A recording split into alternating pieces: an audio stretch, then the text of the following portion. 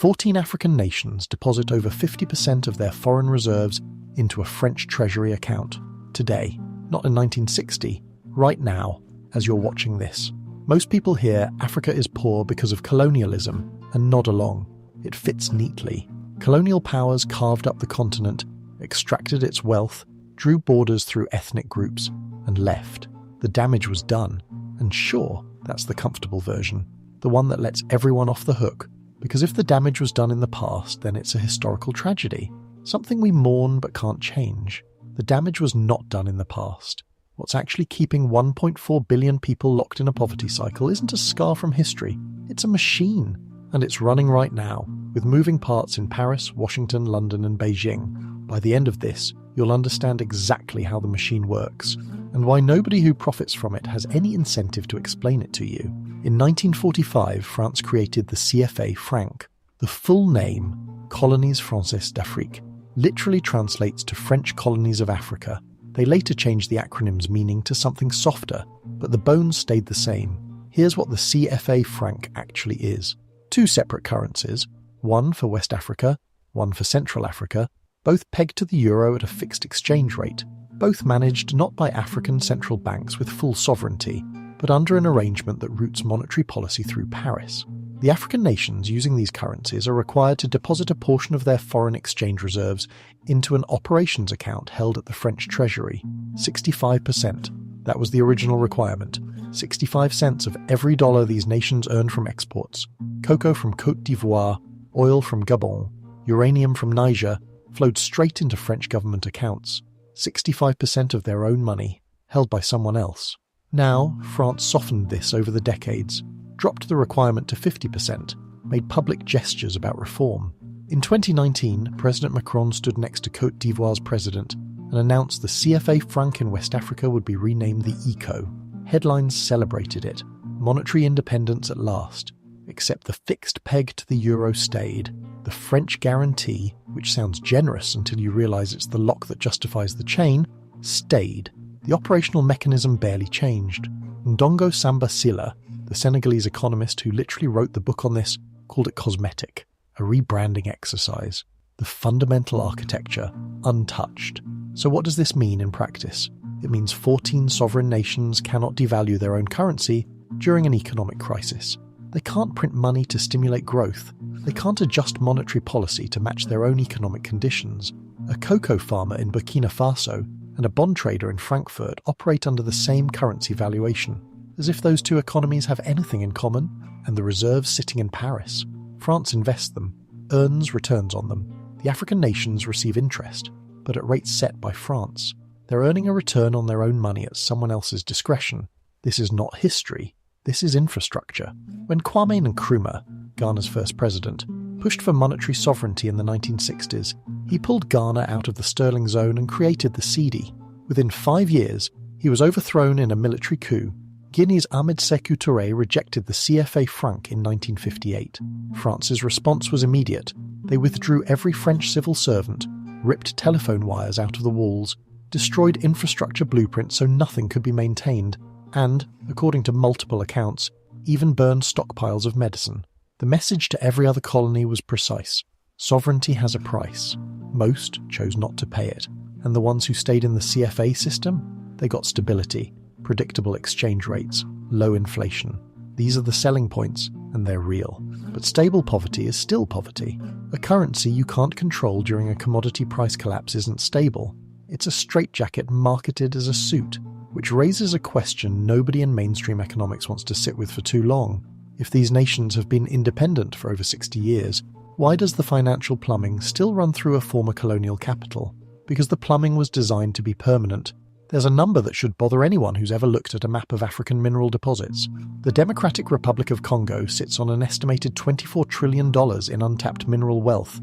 Cobalt, coltan, copper, diamonds, gold, lithium. The smartphone in your pocket almost certainly contains Congolese cobalt.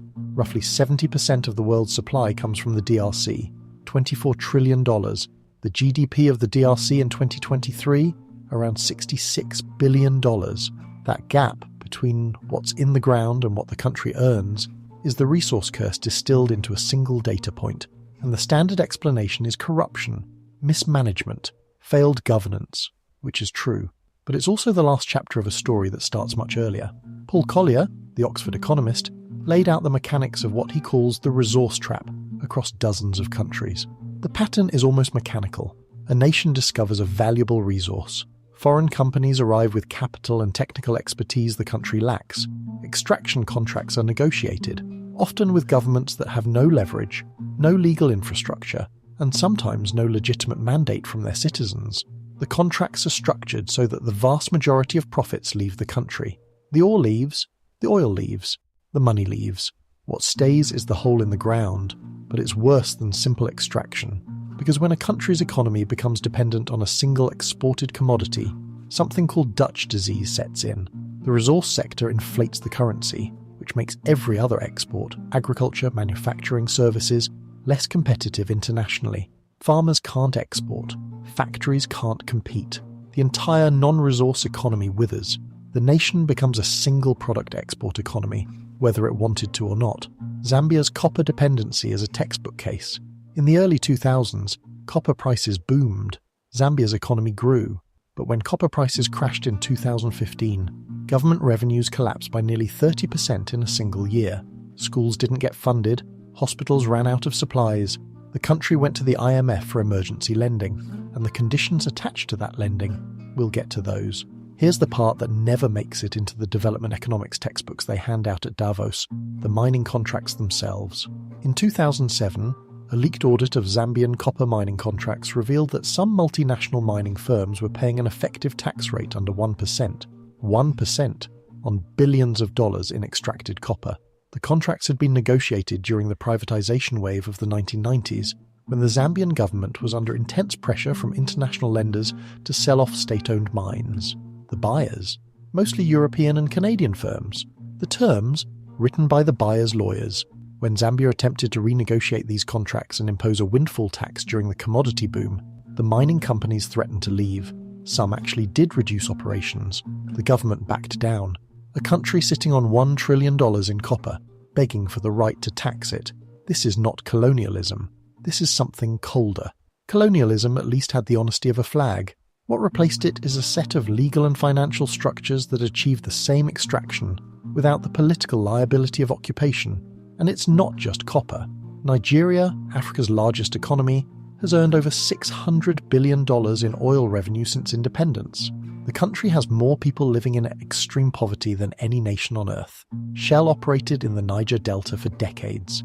The environmental devastation, flared gas, oil spills, contaminated water tables across Ogoniland is well documented.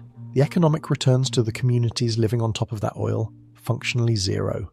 A 2011 United Nations Environment Programme assessment of Ogoniland found contamination so severe that cleanup would take 25 to 30 years. Over a decade later, the cleanup remains incomplete. The extraction doesn't even need to be physical anymore.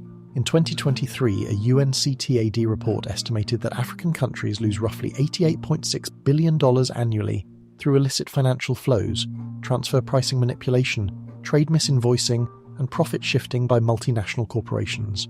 That figure exceeds the total amount of development aid Africa receives each year. Money flows out faster than aid flows in, and the money flowing out is Africa's own. Earned, generated, extracted from African soil. It simply never stays. More wealth leaves Africa each year than enters it. Let that restructure everything you thought you knew about aid. The year is 1980. Sub-Saharan African nations owe approximately $60 billion in external debt. Much of it borrowed during the 1970s when Western banks, flush with petrodollars from oil-producing nations, were actively seeking borrowers.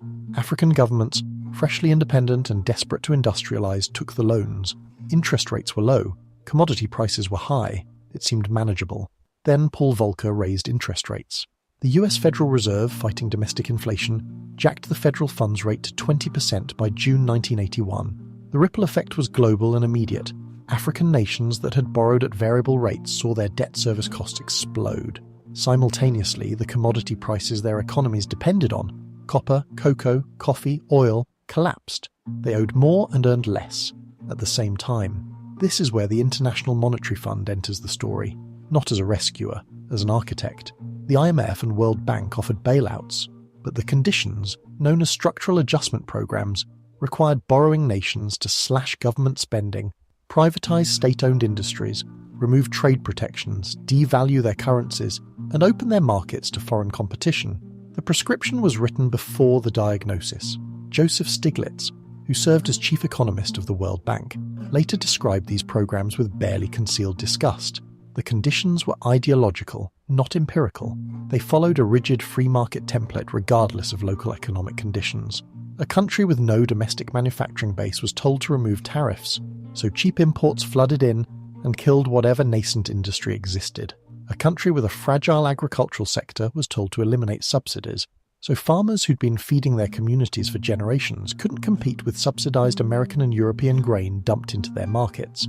Between 1980 and 2000, Sub-Saharan Africa's total external debt grew from $60 billion to over $200 billion, despite paying approximately $550 billion in debt service during that period. They paid back more than 3 times what they originally owed, and owed more than when they started. Read that again. $550 billion paid, debt tripled. This is not a market failure. This is compound interest operating as intended, and borrowers who were steered into variable rate loans they had no capacity to repay, then restructured into new obligations every time they approached insolvency. The Heavily Indebted Poor Countries Initiative, launched in 1996 and expanded in 2005, did cancel significant portions of debt for qualifying nations. Roughly $100 billion was eventually written off. That sounds enormous, until you realize it came with conditions: more structural adjustment, more privatization, more market opening. Debt relief became the next loan, denominated in policy compliance instead of dollars, and now the cycle is repeating, except the creditor has a new address. Between 2000 and 2023, Chinese lending to African governments exceeded $170 billion. Roads, railways, ports, dams, government buildings, telecom infrastructure. The projects are visible, gleaming compared to the decaying infrastructure the West never bothered to build. And unlike the IMF, China doesn't attach ideological conditions.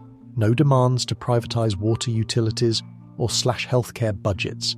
This is the pitch, and African leaders took it, rationally. But the structure of Chinese lending carries its own trap, and it's one that development economists are only now beginning to map in detail.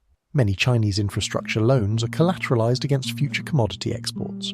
A 2021 analysis published through the China-Africa Research Initiative at Johns Hopkins found that resource-backed loans accounted for a significant portion of Chinese lending to commodity-dependent African states. Angola, the second-largest oil producer in Sub-Saharan Africa, reportedly directed a substantial share of its oil export revenues towards servicing Chinese debt during periods of low oil prices. When oil prices collapsed in 2015 to 2016, Angola couldn't reduce its Chinese debt obligations because they were tied to physical oil shipments. The country was locked into exporting oil below market value to service a loan that built a railway. The railway doesn't generate revenue, but the oil used to pay for it does, for someone else. The port of Hambantota in Sri Lanka, though not African, became the global symbol of what critics call debt trap diplomacy.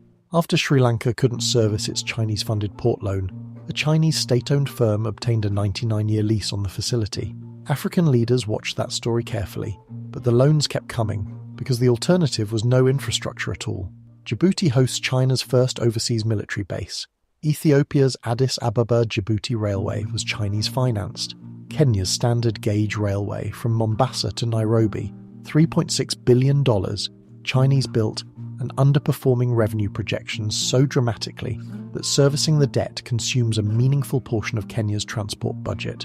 The West criticizes this, but the West had 60 years to build these railways and didn't. When your only 2 options are a loan with strings or nothing at all, the loan wins every time. This isn't about China being evil. It's about leverage operating exactly the way leverage always operates. The lender sets the terms, and the borrower's desperation is the collateral. And here's the dimension almost nobody talks about. The debt is often denominated in dollars or yuan. African currencies depreciate against both over time, so even if the nominal debt stays fixed, the real burden grows as the local currency weakens. A $3.6 billion railway loan becomes a $5 billion obligation when the Kenyan shilling loses a third of its value. The infrastructure depreciates, the debt appreciates. The math only works in one direction. Zambia in 2020 became the first African nation to default on its sovereign debt during the pandemic era. Its creditors included bondholders, Chinese state-owned banks, and multilateral institutions, each with different restructuring demands, none willing to take a loss without the others doing the same. The restructuring negotiations dragged on for over 3 years. During that time, the Zambian government couldn't borrow, couldn't invest, couldn't fund basic services. The country was in a financial hostage situation, too indebted to function, too strategically irrelevant for anyone to urgently resolve. 60 years of independence, still waiting for permission to spend their own money. Here's a data point that should end every casual conversation about helping Africa. Between 1960 and 2020, Sub-Saharan Africa received over $1.3 trillion in official development assistance. Adjusting for today's dollars, that's roughly equivalent to 6 Marshall Plans.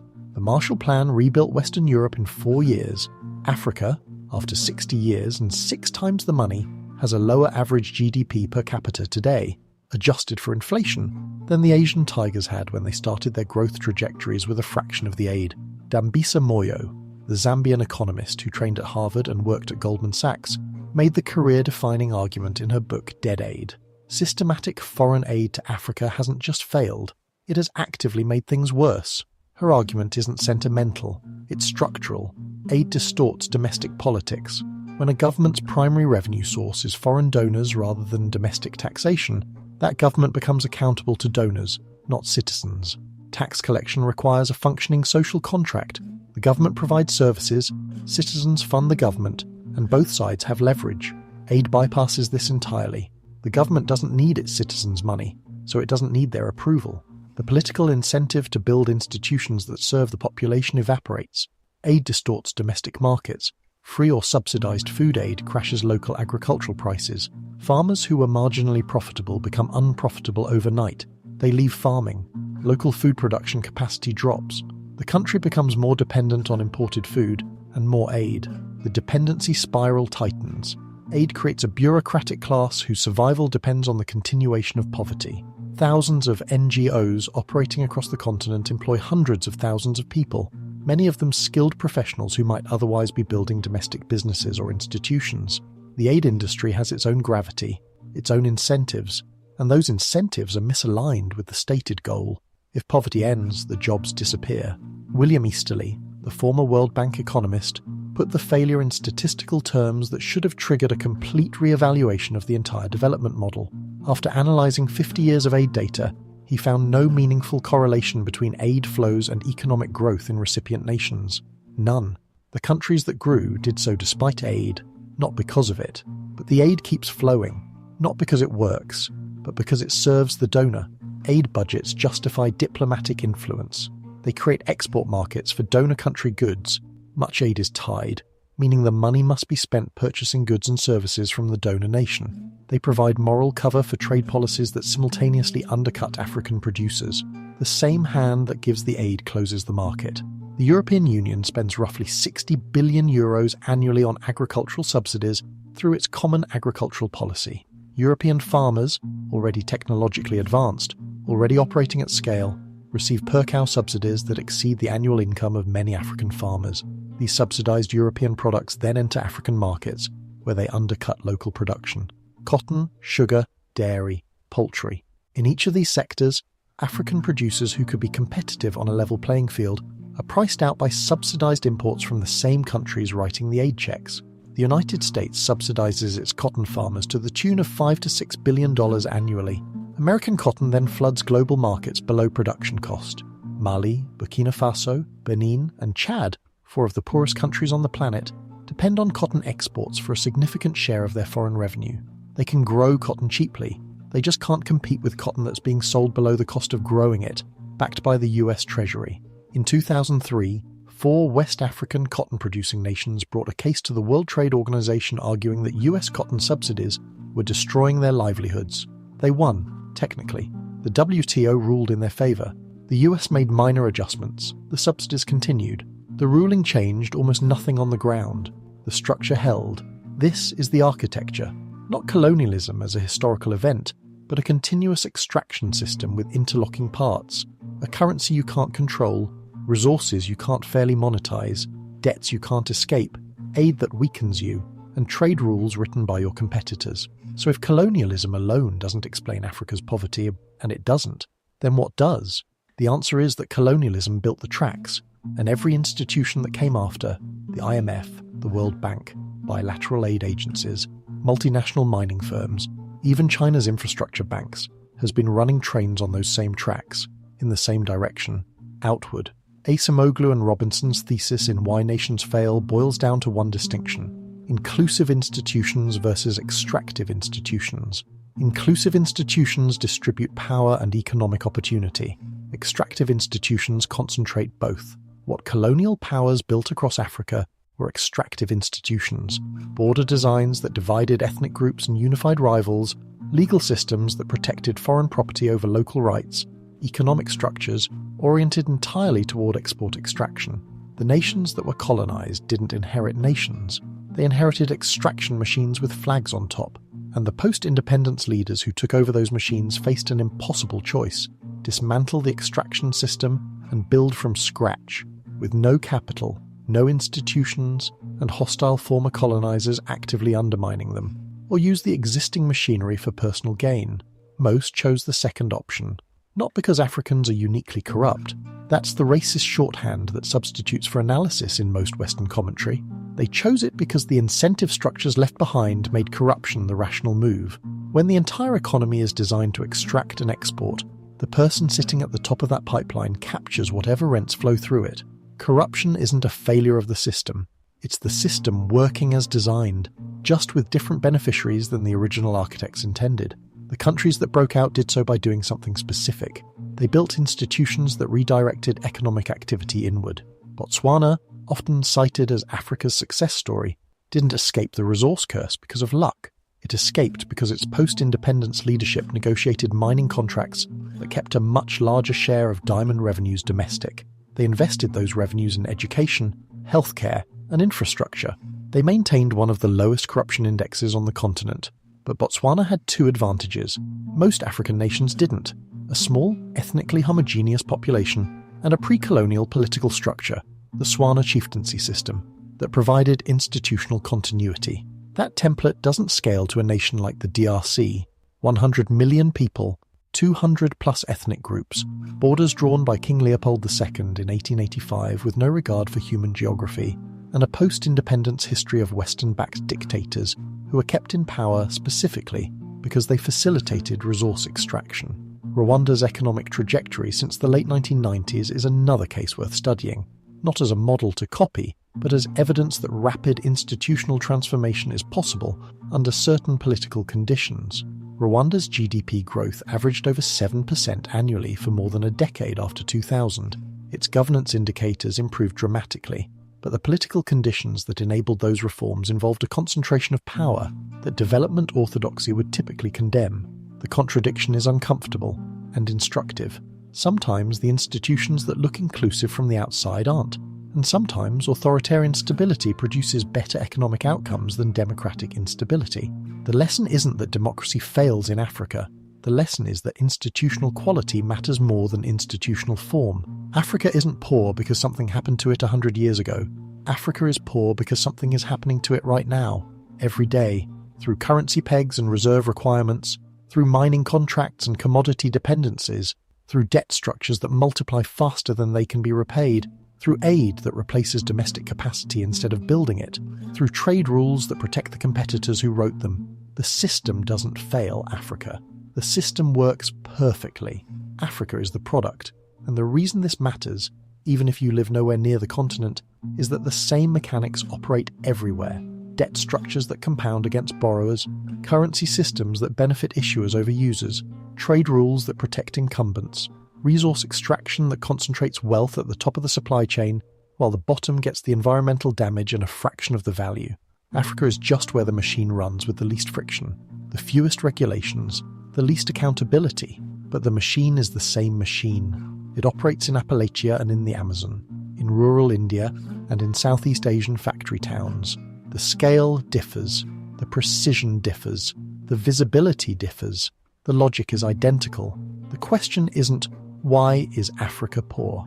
The question is, who profits from the answer being colonialism, a finished event safely in the past, instead of a living system that still has an accounts receivable department, that question has an answer, and you already know who it is. If this changed how you think about global wealth, not as a distribution problem but as an extraction architecture, then subscribe. Not because I'll ask again, because the next time someone gives you the comfortable version, you'll want the real one.